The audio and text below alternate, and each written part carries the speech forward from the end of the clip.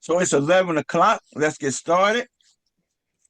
I want to welcome everyone to the underwriting show, commercial underwriting show.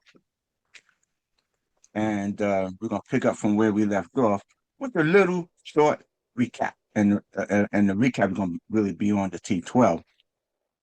So we discussed, we looked at the income, talked about what would be included in the T12, such as, and what would not, that is, what would not be included in the T12, like late fees and other stuff like that. So we did talk about this right here, rubs and other stuff. So, but now we're going to get into the expenses. And for the expenses, I'm not going to do it the same way I did the income, because expenses, when you look at expenses are really very detailed, right? So what I'm going to do, have any of you heard of Hemmer?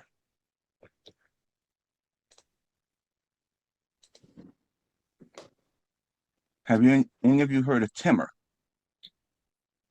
All right, so I'm gonna share my screen here. Let's discuss this. And I'm not gonna break down, I'm not gonna break down into like each letter. In other words, as we go through the T12, we're gonna look for these particular letters. These letters you're familiar with. Okay, I could tell you that right now. Timmer. So let's kick it off.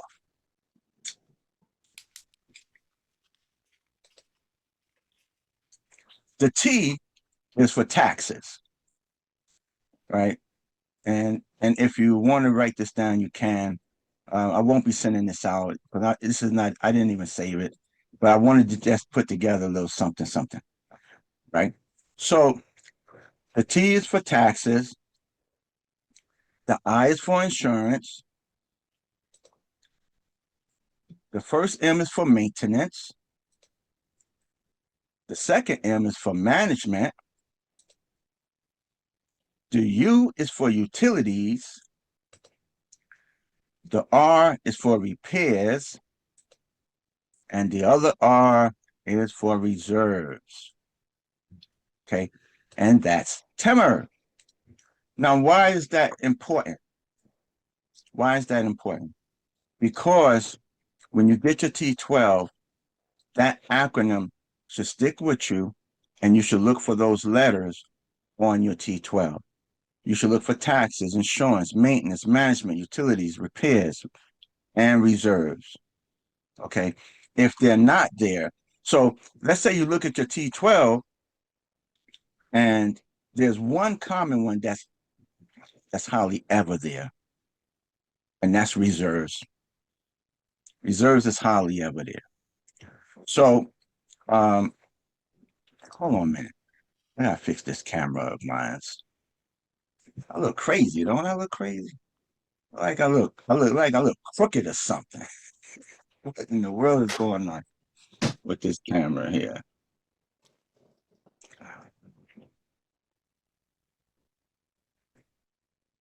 Wow. It looks like I'm on TV or like I'm recorded within a recording. That's what it looks like. But I'm not. The top of your head. Yeah.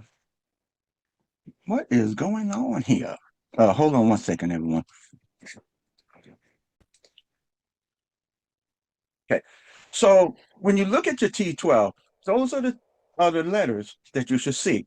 As I was stating, there is one common letter that a lot of times you're not going to see up there. But if you happen to see it, you'll be like, wow, this person here must really understand underwriting and stuff like that. But the one that's very rarely up there is reserves. That's the one. The rest of them you should see up there. Taxes, insurance, maintenance, management, utilities, and repairs. Now, depending on the market that you're in, is going to depend on what your expenses are going to be. There may be some markets, and I'm going to compare the East Coast with the West Coast, right? So you may find that on the East Coast, their maintenance may be just a little higher. Why? Because we have snow, we have sleet, and we have to do snow removal, we have to do de-icing, stuff like that.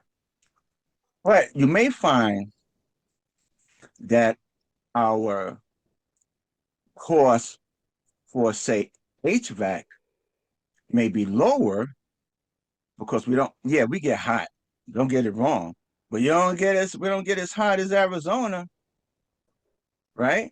So right now, I'm just gonna let me see. Do I have it up here? No, I don't. I don't, and I should. Um, Alicia, what is the temperature in Arizona? Right now, I think it's in the 80s. We're gonna get up to about 100 today. Okay, so I think that's thank you very much, Alicia. Now I think that's clear that you would expect a higher, like cost in repair and maintenance for HVAC systems because we're in May here on the East Coast. Our weather is this morning, it was like 59 degrees. And I think we're just going to get as high as probably what, 73? And I can tell you right now, my air conditioner is not on. Okay. It, we probably won't even run our air conditioner until sometime in June, to be honest, right? So so the cost in your expenses, they're going to vary by your state, by your market. Now, who's the best that can help you if you're not familiar with a market? It would be your management company. Your management company knows that market. So when you underwrite, you could build your template, since that's going to be the market that you're specializing in. You can build your template around what that management company that you're going to build that relationship with is going to dictate to you. Yo, this is what our expense expenses are here in Arizona. Don't try to use no same expenses in Maryland because it ain't going to work. Okay, so now let's go over to T12 and what we're going to do. Remember last week, um, we playing forensic, right? Forensic scientists, and so this is what we're going to do today. We're going to play forensic scientist. Only thing we're going to play forensic scientist on the expense side. All right. So I'm going to share the T12. Let me know when everyone could see it.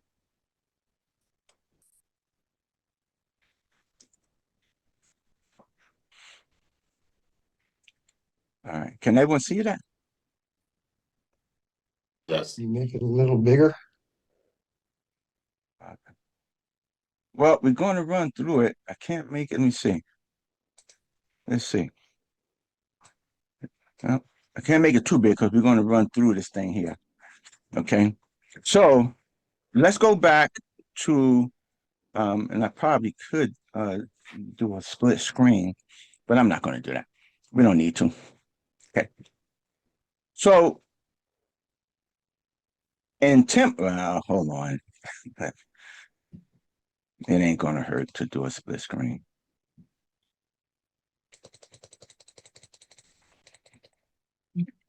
Okay. So the first letter is taxes. So let's see if taxes are up here. Okay. So here's taxes, right? Here's the insurance.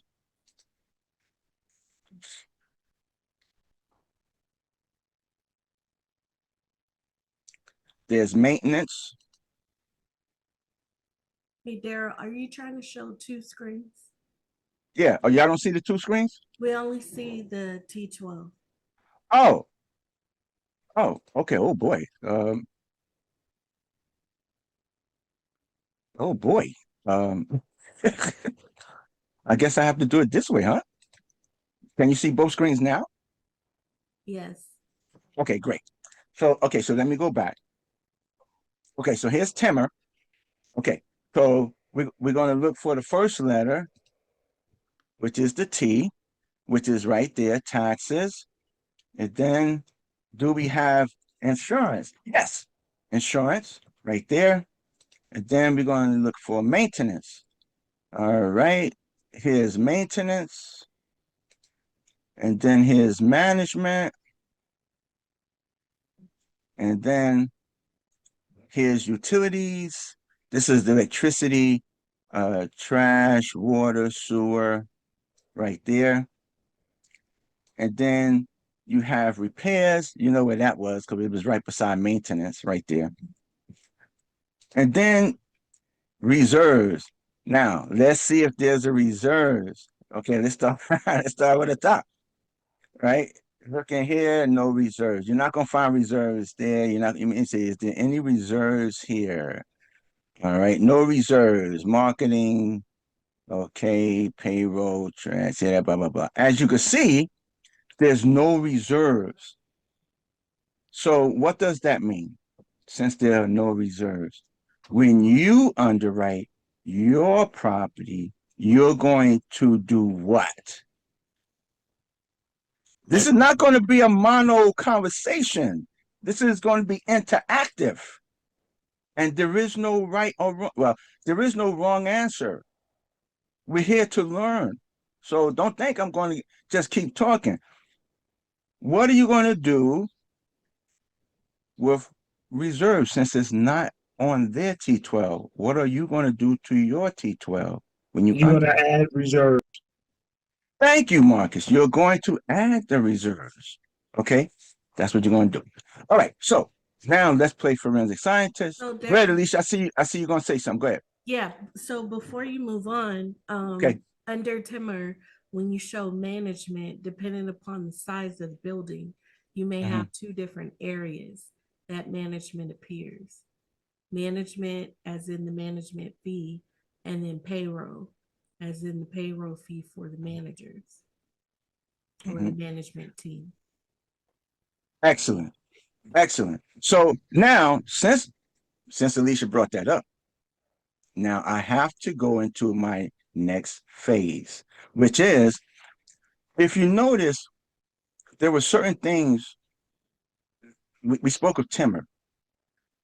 Timmer is that's the basic foundation. Okay, so that's going to be your the basic level. But they're going to be on your T12, you're going to see other things up there. What are some of the other things you're going to see up there? Contract services. Contract services. Say what now, Casimir? Yeah, contract services. That was what I wanted Thank to say. you.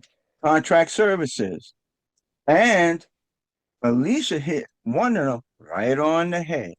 Payroll, right? Is there another one? Matter of fact, let me open up the T12.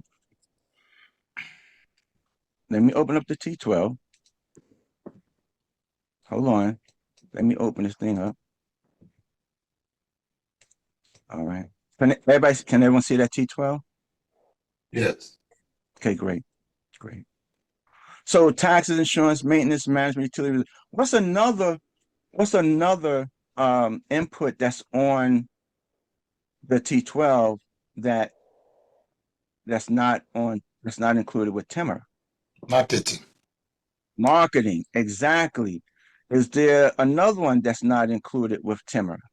Administrative services. Exactly, administrator. So so now so those things are not included with Timmer. Timmer is for the basic things to make sure that you have those things included because you may not, depending on your property, you may find out that you don't have marketing, or that you may not have contracts, services, contracts, and stuff like that. Okay. So, but with the timber, those things are a must. Those things you should see on your T12. And if you don't see it on your T12, you need to inquire. Where is it? Why it's not there? Okay. Daryl, So the one, yeah, real quick before you leave this section, um, when you showed repairs and maintenance, they're broken up on Timmer into two different line items. But on most T12s, they're shown together. Can you right. expand just a little bit more on that, on why Yeah. it should be separate? So in timber, um, to be honest with you, why did they separate repair and maintenance when on all T12s there's repair and maintenance? So there's definitely you. Let me ask. Here we go. Right here. Do all repairs fall up under maintenance? No, No. Are all of maintenance under repairs? no. No. So on the T12, why do we include repair and maintenance in that category by itself? That part, I'm gonna be honest with you, I can't explain. But on timber, we definitely separate them out because we want to see that there is repair, there is maintenance. Now, I am going to tell you this. I don't care what kind of building you have, you're going to have repair and maintenance. Things are going to get broke. You got to fix them. Things must be maintained. Maintenance is, everyone, I don't need to get into all of that. You already know. Maintenance is to maintain the problem. We're going to go through maintenance. Let's maintain this property, what needs to be maintained. Let's look at the stairwells, let's look at the HVAC systems, let's look at the roof. Let's maintain these things, all right? Let's put some maintenance. Oh man, the roof we don't need a new roof. We just need to put a little covering here on the roof. So let's just make, stuff like that, okay? So everything that's a repair isn't a maintenance. Everything that's a maintenance isn't a repair. But you're going to have repair and maintenance no matter what. And I don't care what kind of building you have. That's what you're going to have. All right. Now, You may also have a maintenance person. So you'll have maintenance payroll, or other maintenance fees according to mhm, the worker. exactly. Now, since Alicia done touched bases on it, we have to talk about it. What is it, Alicia, that we're going to talk about? We're going to talk about the, and I'm going to go low. I'm going to go low. We're going to talk about the 5 unit versus the 200 unit. Okay. So what do I mean?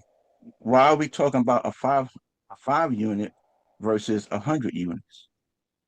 Well, it's all the same, Daryl. Mm, is it really the same? Come on. I see everybody done cut the camera off. Y'all must have went to sleep. Got back in the bed. Everybody done got back in the bed. But listen, they're not the same.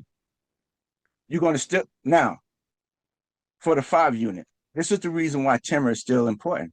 Plus, you're still going to have taxes. You're still going to have insurance. You're still going to have maintenance. You're still going to have, I'm going to tell you right now, unless you're managing it yourself, you're still going to have management. And even if you're managing it yourself, you can still budget for manager. Okay. Okay. You're still going to have utilities. You're still going to have repairs. You're still going to have a reserve, but you don't know what is going to happen in the future. So you try to kick a little money to the reserve. Okay. Now, you may not, your, there may be some things you may not have. You may not have a big excuse me, marketing budget, advertising marketing. Some says advertising on some T12s it's going to say advertising. Some T12 is going to say marketing. And then on some T12 it's going to say advertising marketing. Okay. Don't let nothing confuse you. It's all the same. Advertise, marketing, advertising, marketing. Okay. But on a smaller unit, depending on where that property is located, whether it's located on the main drag, whether it's located way back off the main road where there's no visibility and you have to bring visibility, then you're going to have to look at advertising marketing. But your budget for that 5 unit for trying to, it still may be low. You got 5 units. Not unless you have a constant turnover to where you have to make, keep the apartment complex full. Okay, then you may say, okay, well, my advertising marketing budget is going to be this, that, or the other. But you may find for your 5 unit, you may find for your 5 unit that it's maintaining, it's really staying full. Okay. But when one person leaves, you got to hurry and get someone else back in there, right? Because you got 5 units. Now let's talk about this 100 unit thing. Okay. Now in the 100 unit thing, again, your advertising budget is going to depend. It's going to depend, right? What is it going to depend on? Location. Is it right there at the main drag where people passing by every single day and they're saying, wow, I want to move over there, right? Or is it back off the road where there's no visibility? Okay. And then you really need to do advertising marketing. You may have to work with company or something like that. Okay. All right. We're pretty good on understanding that, right? Or you think I should go a little more into that? What y'all think? Because let's get into the T12 and do some forensic work. Yep, I think you covered it. Okay, great. Thanks, Alicia. Let's do this thing. All right. So now I'm going to share the T12. And what we're going to do, we're going to walk through each section of the T12. If you recall, the way we did this last week, we looked at the incomes and we said, let's see what is, what's there. Like, should it be there? Should it not be there? Okay. I will say when it comes to maintenance, you have to be very careful. Sometimes they may put some capital expenditures into the T12, and you have to look at this and say, wait a minute, this is a very unusual thing. Okay, but let's wait. Let's wait, and let's get there. Okay. All right. So here we go. The first thing we're going to look at is contract services. So we're going to look at contract services right here. So as you can see, they got grounds, housekeeping, leasing. They got several contracts right here. What pest control, plumbing, HVAC. Okay, so what does this all mean? What does this all mean? This means, let's say this means when you get the property under contract, you want to see the contracts for these particular items. Okay. All right. So for grounds, that's a 0, and for housekeeping, that's a 0. It may not be no contract for those, but for these other things like fire inspection, HVAC, who's maintaining them? Let's look at the contracts. Can we reduce some of this cost, right? Like this one, contract leasing. You see, that's $2,500 for the year. Can we bring it down a little bit? Can we? Something to think about. Okay. But as of right now, I'm gonna be honest with you. Besides the contract leasing, I really don't see anything that's really extravagant or that's really out or that's misplaced. I will say, yeah, fire inspection. Okay, I'll leave that alone. I would have. I don't know. That could have. Maybe they have a contract with them. But so if they got a contract with them, keep it. Okay. So let's leave that alone. Do anyone have any question about contract services?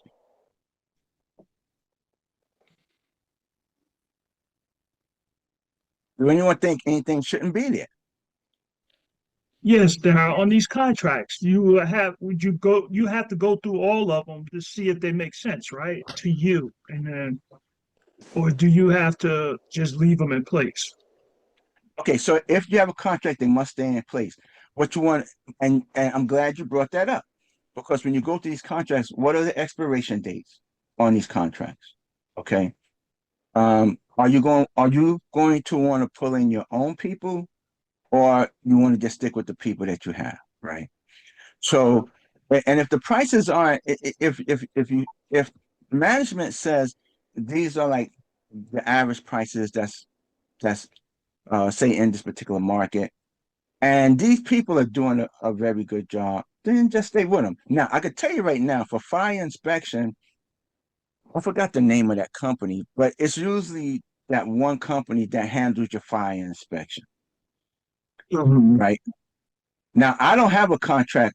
I think it's called Citron, Citron. I think that's who it is. We're small. We don't have a contract. All we do is make an appointment with them to come out and inspect the extinguishers. However, and even here, we have the same exact thing. I think ours come out once a year. They coming out twice a year. But let me make extra sure I'm looking at the right thing. I see twice a year. Yeah, I'm looking at the right thing. So fire inspect twice a year. Okay, so that's cool. Um, and they check all the extinguishers and stuff like that. That's on the outside of the property. Okay, so yeah. Now HVAC. I'm gonna tell you something. This is in Texas, so yeah. He comes out twice a year to check the HVAC systems, make sure they're flowing and everything. That's good. And that's how we maintain those things. Okay. So, did I answer your question? Yes, sir. Thank you. Okay, great. So And Daryl, yeah, there should be, and if there's not, especially in the contracts that we as investors do or management does, you should always have a clause in your contract that gives you or the buyer an out, like a 30-day clause, cancellation clause. Those are usually built into the vendor contracts just because we can't control when someone buys the property that they're going to still use that vendor. We have to honor the tenant contracts, but not necessarily the vendor contracts. And there's either like a 30, 60, or 90-day clause, depending upon what type of vendor it is. mhm. Excellent. All Excellent. right. Thank you, Thank you. Alicia. Welcome. And I see pest control.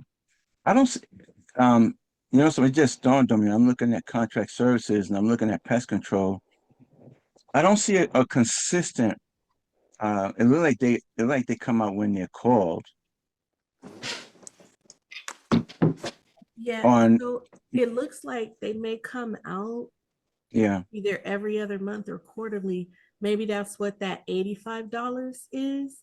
And then they have some special services performed in those other months. yeah, yeah. Now, see, everyone, this is where you'll see different things, right? Because, like for dating, you're going to see for pest control, it's every quarter, right? Every quarter we have pest control come out, and you're going to see a constant price every single quarter. All right. Um, if if tenant if pest control has to come out due to someone else wanting pest control to come out, then that's not going to show up on on our side. That's on their side because they're going to be billed for that. Okay.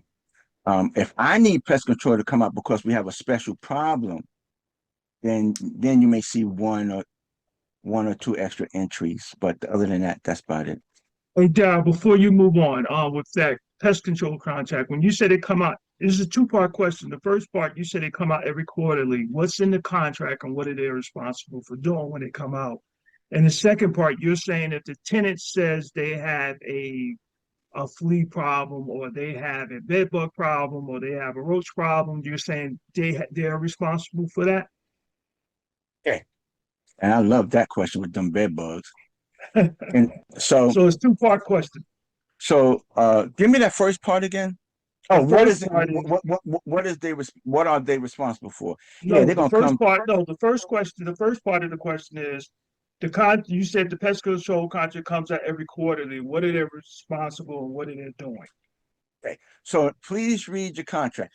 And I'm gonna what I'm saying here right now, this applies to every single contract, including your leases. Okay. This applies. Did I say reply? This applies. If I did, that's a Right. mistake. This applies to every contract, including your lease. Leases are a contract between you and that tenant. Read your contracts, because what may apply to Lawrence is not going to apply to Marcus. Lawrence may say, yo, home, you're going to take this out of this contract. And Marcus may say, no, we need that in this contract. Okay. So make sure you read the contract. Now, to answer Marcus' question, I can't answer for them. I can only answer for Dayton. So what's in what the responsibilities are for my pest control. And I don't have a contract with him. It's okay. We don't have a contract with him, right? So to answer Marcus' question, that's the only way that question could be answered. It depends on the contract for that particular property, because all contracts are not going to be the same. Okay.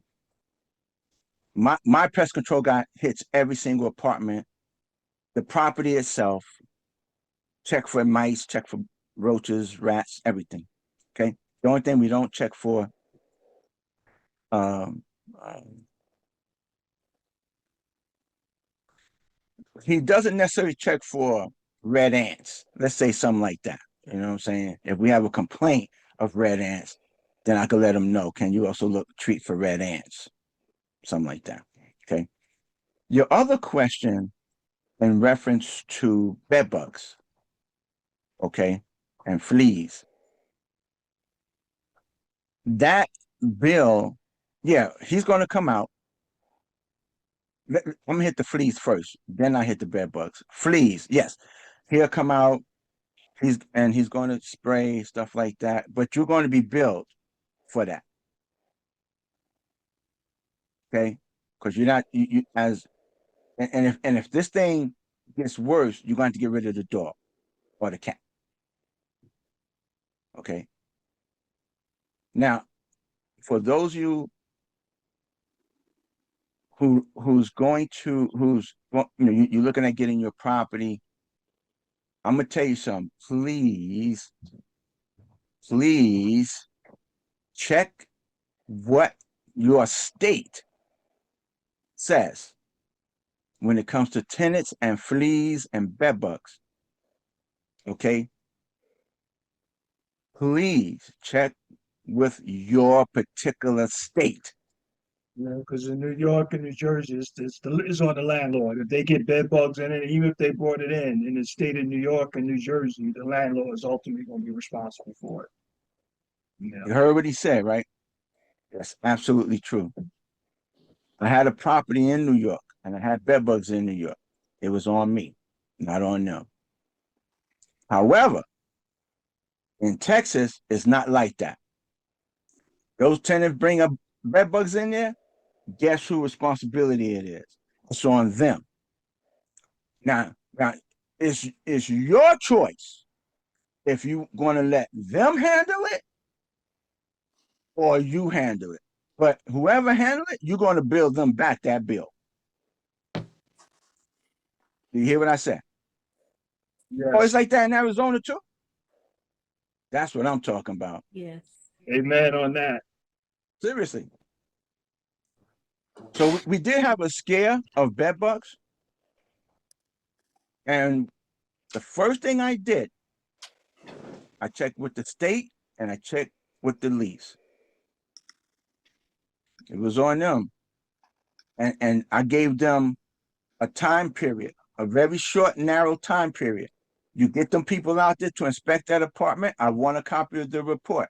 If there are bed bugs, you got to get it treated. We had them out there immediately because bed bugs you don't want to play with. Them suckers, right along with fleas, can infest your whole building. All right. So, but everything came back thumbs up. We didn't have no bed bugs.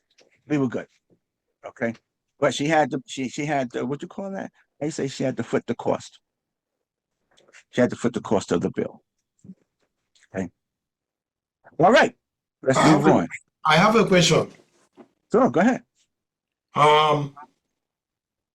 Here in Wisconsin, it says that the landlord is responsible unless if the tenant is responsible for bed bugs, unless if the tenant is responsible for the bed bug. So how does the landlord prove that the tenant is responsible? So that's a very good question.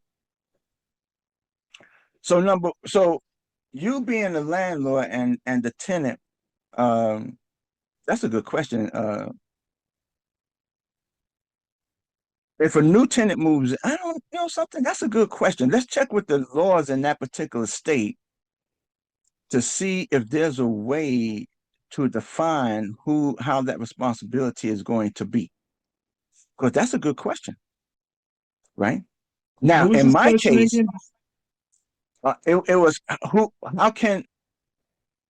who's to say who brought the bed bugs in, whether if it's the tenant or the landlord responsibility. So when you did a pre-inspection of the building, of the apartment before you rent it out, and then the tenant did the inspection, and the tenant signed off that the apartment was free and clear after they did the inspection, because that's what I think part of the process is when you're moving in a new tenant and they signed off on it saying there's no issues, anything here, they're happy. They give you or your realtor the deposit, the rent, and the security and stuff. After that, if the bed bugs come in after that, that's on the tenant. It's clear that the tenant brought them in. So I don't understand. That's why I'm saying that I don't understand the question. Gotcha. All right. Okay. Casimir? Yes. Okay. Did you understand what Marcus was saying? Yes, I understand it. Yeah, Okay. Ooh. I understand it. I dealt with Now, I dealt with it okay. sometimes. Wait a minute now. So how did you handle that situation? Um, Part of my problem in the inspection the tenants did in the paper they signed is not I did not explicitly state for them to acknowledge that there was no bed bug in the building. So I had to Gotcha. go back. I had to go back now, and going forward, I'm including it as part of what the tenants have to acknowledge that the place is bed bug free as part of their moving process. Gotcha. Because the Gotcha. people I was dealing with are housing tenants, and it came up, and there was an issue, and so I treated the bed bug, even though it wasn't my responsibility. I treated it, Right. but then going forward, now I have to go back to all the paperwork that I use, and now update it. So that's Gotcha. all. Gotcha. Do, So, oh, go ahead, Alicia. I was just gonna ask, do you use your state forms? Like your state landlord forms, Casimir? No. Okay. So for everyone, you should look at the state forms. If you like the state forms, use the state forms, and then check in to make sure that you have the most recent ones because they've added that portion in most of the state forms. You know, it depends on what state you're in and what the rules are, but that could save you as it relates to those types of issues. Okay. So use the state forms and make sure that every year you check for the updates. Yes. The update most recent one. Okay, thank you. And So, being a part of like the association, Daryl, maybe you can touch on this because those are really good to be a part of. They prep you for, what's in the contracts, but what's also coming up. So, and I'm glad Casimir, you know something, thank you, Casimir, for bringing up that question. Thank you, Thank you. Alicia, for bringing up what you just said in reference to the association. Thank you. And thank you, Marcus, for bringing up what you said. And I'm going to tell you. So we use the Texas Apartment Association leases, okay? Please, everyone, I don't care what state you're in, read your lease. Read your lease. Because, yes, in our lease, I think it had a blurb, and I'm going to call it that, right? It had a blurb about bed bugs. It wasn't sufficient. It was not sufficient. So what did I do? I immediately seeked an attorney, and now an addendum is also attached with the lease in reference to bed bugs.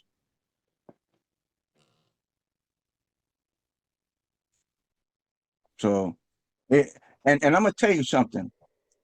It doesn't hurt for for you to let an attorney or someone oversee it. Oh, like take a look at your lease. What could be improved? Do you think something is missing? Right?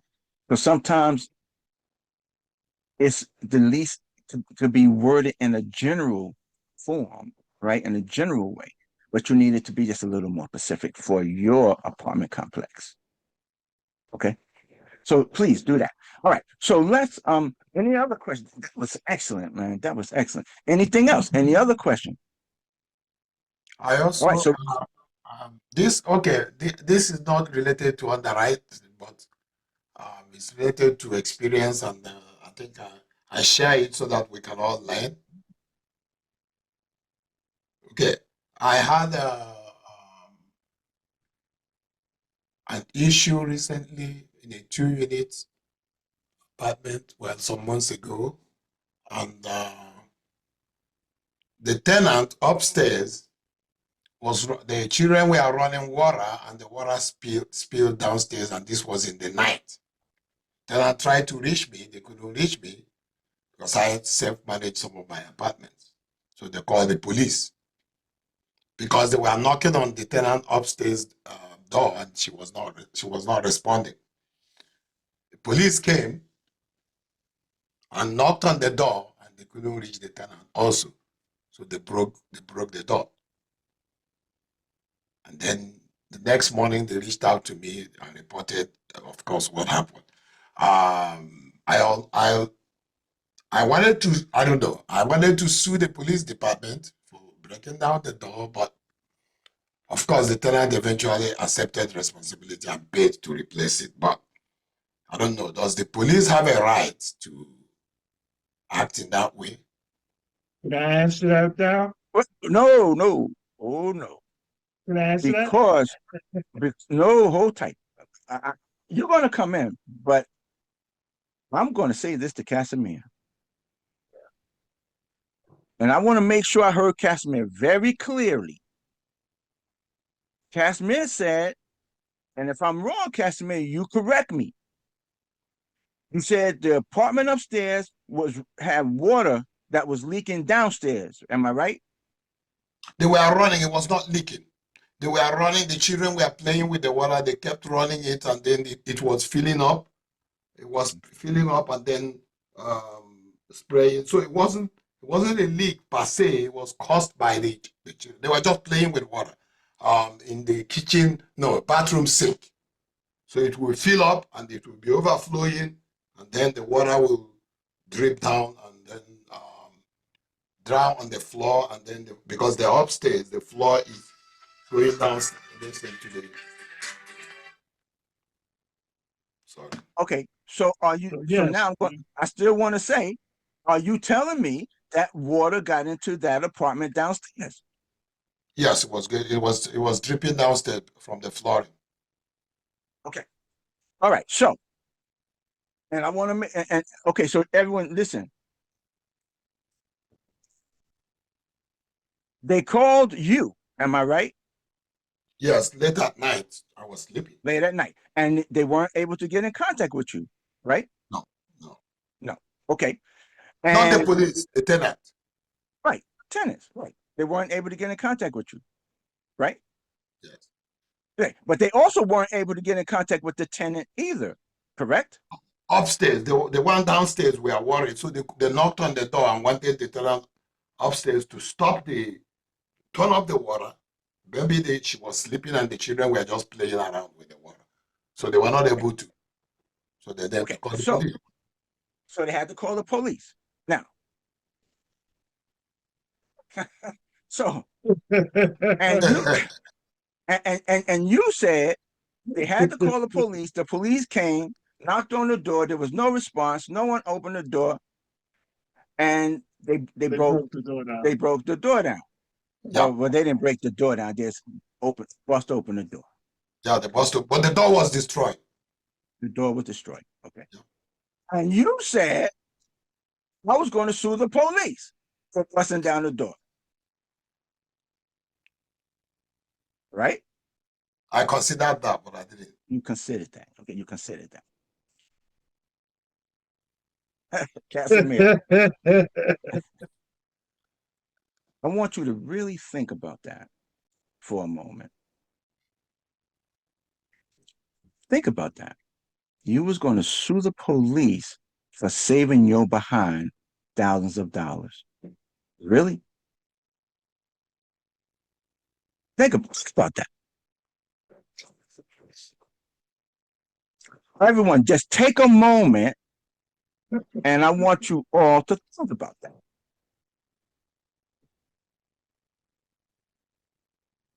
Okay, a moment is up. So we don't need all that dead air. Hey, Really, can I Casimir?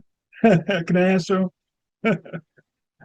Because Casimir, those police saved you a lot of money. Yeah, you had to put out for the door. Even if the tenant paid for the door because it's their responsibility, I'm sure that's in your lease. That's cool. But let's just say you had to pay for the door. Just say.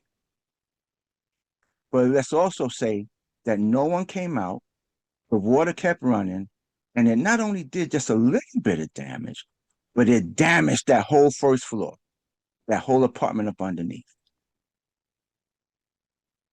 Really? Yeah. I would thank the police. Absolutely. Number one, I would thank the police. Number two, I'm going to put somebody in place that in case of emergency like this again, if you can't get in contact with me, this is where the keys are located. Go into that apartment and shut that water off immediately. Immediately. I'm immediately. So that night, I'm sitting down and I'm putting something into place where this doesn't happen again. Where if someone's playing with water, get them keys. You didn't get in contact with me. Get those keys. This is where they're located. Boom. Yeah. Okay, Because they saved, shut the water in the entire Right. building off. because But, that police, they saved you a lot of money. but Darryl, Go ahead, Marcus. there's more to it, Mr. Casimir. Just to give you a little bit more, I'm gonna expound on this. Police, fire, and ambulance. When it comes to a life safety situation, and the police responded because no one was responding to the knocks on the doors to the tenants until then when they came. They don't know if someone is in that house, is in that apartment unconscious. They don't know if it was. So that's a life safety situation. Yes, they have all the rights in the world to bust open your door, what they did. And as you know, so remember, police, fire, ambulance. If there's if they're called to a unit and they can't get in, they're going to break through the door. Second part of that is, let's say your gas line was there, or your vent for the stove was a vent in our property. You had CO in the backing up into the apartment, and they broke the door down. Like Daryl said, they're doing you a big favor because the liability that you could incur for situations like that is much more greater than repairing the door frame and putting the door back. So yes, so very respectfully, sir, Casimir, Mr. Casimir, very respectfully, just remember that those three entities have a right. If someone's selling drugs in an apartment in that building and the police go up to try to arrest them because they're selling drugs on your property and they break the door in to make the arrest, you will not, I don't even think you even get a lawyer to even represent you because you will not get paid for that. That is not something you can sue the city. They are immune to that on there. So just to know going forward, the laws are written to immune those police officers long as they conduct their conduct within the law and the context of the law, they are immune for that. So you wouldn't even win that situation. Yeah. Okay. At Thank least you. I know you're gonna say something. And they didn't need to. The police didn't need to contact me, right? No, absolutely not. No, Okay. they didn't need to contact you. They don't need to contact you. Their Okay. contact is breaking your door open and trying to see if somebody needs assistance in that apartment. Okay. That's Okay. what they're there for. They're not there to contact you. They're there to assist whoever needs help in that unit. You can always have a sign out that says management with your phone number for that property. And if you do that, then they will likely call you before they have to break something down, Right. because that's what they do for property managers. So what did you say? Say that again, Alicia. Signage. If you have signage that says like a name, like the entity name and phone number, or your name and phone number, then the police, fire, whoever is likely to call you. Because if you're close, then they may wait for you to come. Like if you're within minutes, if it's going to take you 30 minutes, they're not going to wait around for that. But they'll call if there's a phone number posted in an obvious area. Okay. And I'm gonna expound that a little bit. In my association here in New Jersey, it's called the New Jersey Property Association over there. There are some of the bigger landlords in there. When they buy a building in an area that say they're known for drugs and stuff like that, they actually give the keys, a master key, to the police. They actually literally give them master keys to go up there to do drug busts or whatever they want to do, to keep them from damaging the property. So they'll go to the captain of that unit and say, hey, I know you're down there. I know you have people and I want to help you clean out my building and stuff. Here's a master key. So if you could ask your guys not to bust the door down, here's the keys to get into the building. And the captains are happy because they don't want to deal with the headache of the people complaining to the mayor and to their council people that the police just literally breaking the doors in and stuff to do these busts. So the landlords actually give them the keys and stuff. The tenants are upset that the police have keys to come into the door and stuff, all that. But if you're not doing anything illegal, they're not targeting you and stuff over there. But these guys actually done. I was surprised to hear that they actually did that. But the reason why is because, like what you just said, they didn't want the damage and stuff and all that on there. So they literally gave them keys. Go ahead, John. Very helpful. I'm letting You're them. muted. Okay. From my years of experience of working in the fire department here in New Jersey, with back up with Mr. Marcus has said, most of large apartment buildings, there's a SOP, standard operating procedure. If you have a large building and police, fire, or EMS has to respond, there's a box somewhere near the front door. It's called a Knox box. And that's where all the keys are kept inside of there. Most of the time, the fire department, there's usually a chief who has the key to that box. And inside that Knox box, there's other keys that get inside all the apartments, the maintenance room, the water room, and so forth. So, and that's how they usually do that. Also, when they do that, there's always a large apartment buildings here in New Jersey. I can't speak for the rest of the country. that when something like that happens, there's always a phone number that the dispatcher says there's somebody on file. Here's who we have to call. So that's usually already put in place. And because they know that someone has to come out, because if something is going on, before the fire department has to act and everything, we have to make sure that are the keys available or somebody on their way with the key before anyone breaks open the door. I just want to add, that's just for New Jersey. Like I said, I can't speak for the rest of the nation, but I know there's SOPs that most fire departments go by before they start kicking in and kicking in doors. I've been on an incident where we went into a situation and no one was assured. And when you burst into someone's apartment or their residence, they're actually there with a weapon because they think somebody's trying to break in. So you have to be very careful when police are firing, even the EMS, because it could be a wellness call with EMS. Someone could be like wedged on the door, right behind that door.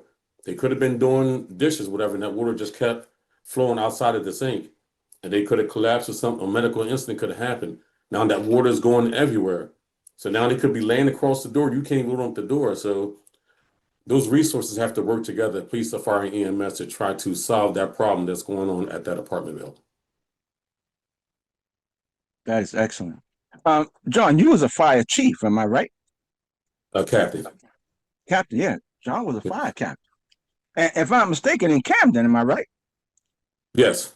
Yeah. So for those who live in Jersey and New York, you're probably familiar with Camden when we say Camden, New Jersey. Go ahead, Alicia, you want to say something? Yeah, I was gonna say, I had noted that too. Here in Arizona, we operate the same way, John. We have Knox boxes for our commercial properties, and the fire marshal out here is the one that has the universal key to it. It's a special box. You do have to contact the fire department, and you are responsible for paying for your own box. But yeah, you could put all the master keys. I would say to label the keys so they know what is what, and also in the area that the Knox box is in, that you have some sort of floor plan that will direct them to where they need to go. All of that stuff helps them and it reduces the damage to your property. So it's good to have that. But then make sure, going back to the leases and the contracts, that there's language in there that says that, you know, you or some sort of first responder is able to enter into their space. I mean, the law is the law, and it says that, and it supersedes all of that stuff, but it's good to let the tenant know. All right. Well, listen, we didn't get through all of the expenses for the T12. So next week, we'll pick up where we left off, and we're going to continue to go through the rest of the expenses.